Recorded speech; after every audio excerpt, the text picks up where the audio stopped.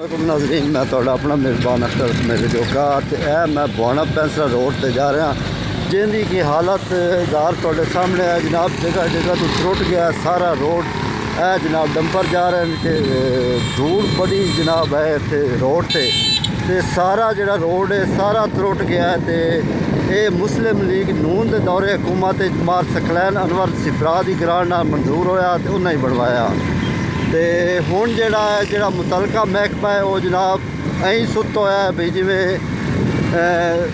गोलियां उन्हें लाई हुई नींद दिया। तो यह बवाना पैंसरा रोड है जिंदी हालत थोड़े सामने है जनाब। जगह जगह तो त्रुट होया आए रोज़ हादसात होंदे ने एक्सीडेंट होंदे ने इस त्रुटे हुए रोड की वजह तो बवाने ताईं तुहानूं मैं रोड विखाउणा है इसकी हालत जार विखाउणी है।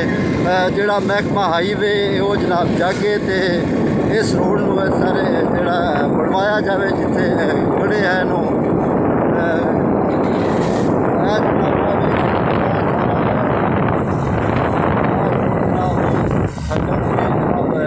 त्रुट गया तो सारा मतलब ये खराब है। हुण 222 घोड़ियां वाले की कोल जितों असीं लगे जाते हैं तो इस तो जनाब मदरसा है बवाना पैंसरा रोड से जनाब जामिया मस्जिद बारे मुस्तफा गौसिया मुस्तफाइया सारा रोड जनाब त्रुट भज गया है जनाब।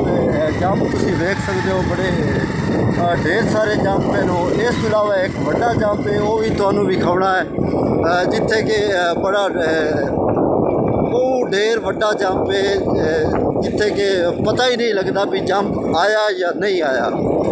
ठीक है आए वो जंप आया खड़ोता है जिथे कि मोटरसाइकिल वाले या गड्डियां वाले पता ही नहीं लगता है जनाब। बड़ा ढेर ही ढाडा जंप है जिहड़ा कि तुसीं देख रहे हो कैमरे की स्क्रीन पर बवाना पैंसरा रोड है। तो इस तो अगे 200 डुगड़े का स्टाप है उस तो अगे जितना मतलब सारा जड़ा रोड है वो सारा त्रुट भज गया है। तो अगे तो मार सकलैन अनवर सिफरा बनवा छड़िया लेकिन होने की हालत जार तुसीं वेख लो। हुण पता नहीं ये रोड क्या बनवाना है ये समझ नहीं आती। हालांकि रोजाना की बुनियाद पर ढेर सारिया गड्डियां गुजरदियां इस वजह तो जड़ियाँ गड्डियां गुजरदियां साइडां जड़ियां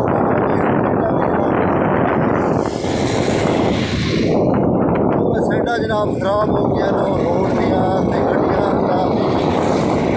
गड्डियां का भी नुकसान है मोटरसाइकिलों का भी नुकसान है। उस तो इलावा जोड़े हर रोज़ हादसात होंदे ने एक्सीडेंट होंदे ने। इस तो इलावा जी एमरजेंसी रेस्क्यू 1122 उन्हों का भी इतों रोज़ाना की बुनियाद पर गुजर होता है तो मरीज़ों को हस्पताल लियाते जाते हैं।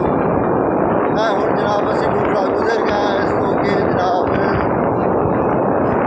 आर्मिया का चक शुरू होने वाला तो आर्मिया डुगड़े तो पहले जड़ा है ना एक हालत वेख लो जे मैं कूड़ मरदा नहीं मरदा पिया तो तुसीं वेख लो थोड़े सामने नाजरीन। तो अगर मेरी वीडियो अच्छी लगे इनू लाइक करना है शेयर करना है तो जवाब अपना कमेंट देना है। ठीक है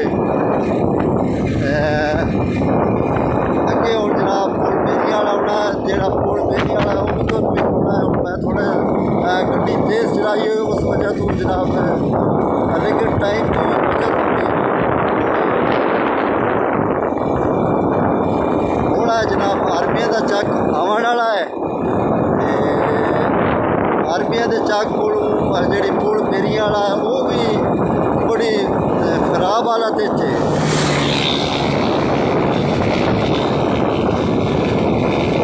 रोज़ाना की बुनियाद पर बहुत ढेर सारिया गड्डियां गुजरदियां थे। महकमा हाईवे या जेडे हुण साडे मुंतखब नुमाइंदे पता नहीं वो किदे गए वो तवज्जो देंदे या नहीं देंदे इसका जवाब सानूं चाहिदा जनाब।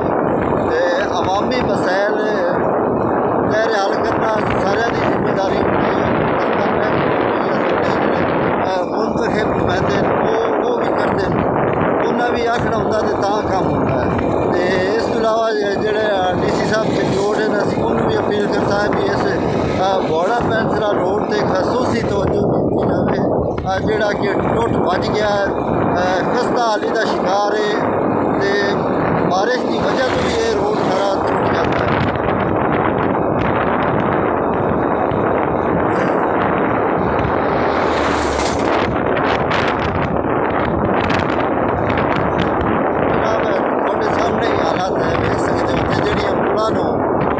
ਪੋਲਾਂ ਵੀ ਪੈ ਗਈਆਂ ਨੂੰ ਉੱਥੋਂ ਹੀ ਡਾਢੇ ਜੰਪ ਲੱਗਦੇ ਨੂੰ ਗੱਡੀਆਂ ਦਾ ਨੁਕਸਾਨ ਹੁੰਦਾ ਹੈ। ਠੀਕ ਹੈ।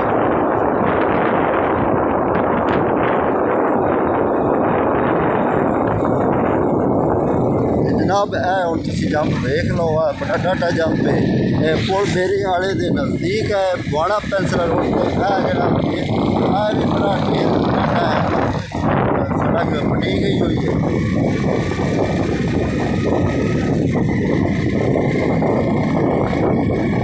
अज सानू अज तुहानू नाज़रीन नू मैं सारा रोड भी कहना भी इसकी हालत की है। ठीक है। तो मेरी इस वीडियो को लाजमी शेयर करना है ताकि जोड़े मुतलका इदारे उन्होंने तक मेरी वीडियो पहुँच जाए।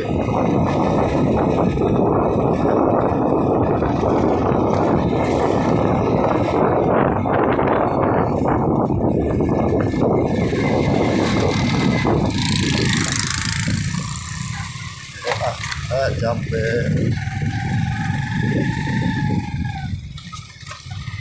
हूँ जनाब पुल बेरी वाला आ गया जोड़ा कि जितों पुल बेरी वाले की जी हालत है वो आ जनाब तुम खुद वेख लो। ये वेख लो आ सारा पुल तो पट्टी हुई है सड़क सरिये निकले हो। ठीक है। इस तो अलावा जनाब मोड़ है मैं लाता पाया मोड़ इसकी हालत जी है ना